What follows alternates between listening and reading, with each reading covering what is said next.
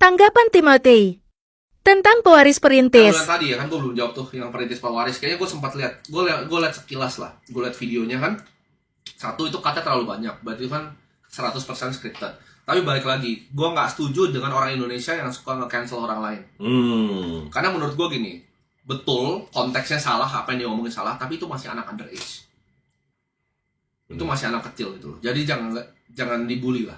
Gitu. Dibulinya itu menurut gue nggak tepat. Tapi siapa yang dibalik anak ini nih?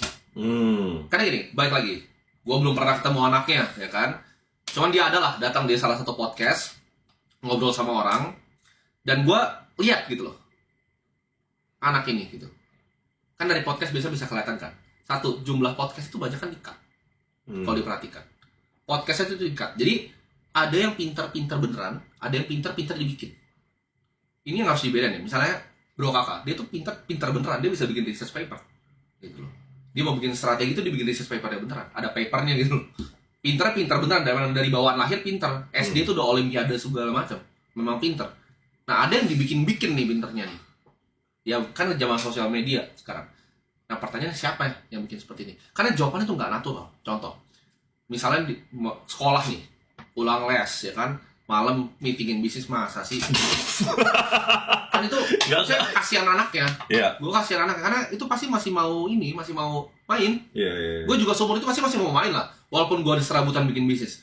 Jangan don't be someone who you're not gitu loh. Jangan jadi bukan. Be authentic ya. Be authentic aja.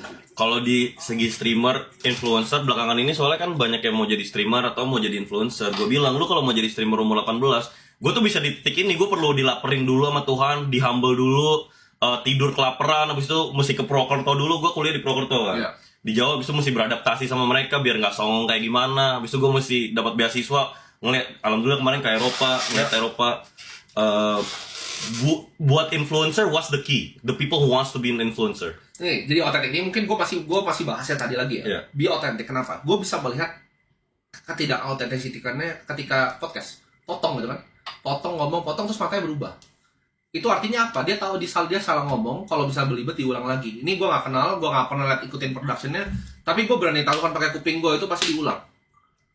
Pasti ada orangnya di situ. Pasti ada orang yang ada timnya pasti yang bikin itu. Nah timnya buat siapapun yang bikin itu, ya gue terserah, ini kan bukan tanggung jawab gue gitu loh, ini tanggung jawab orang tuanya. Cuman kasihan lah. Kasihan ya. Kasihan menurut gue. Nggak seharusnya dibikin begitu. Cuman buat anaknya sendiri ya, kalau misalnya dia nonton ini hebat, masih mau coba.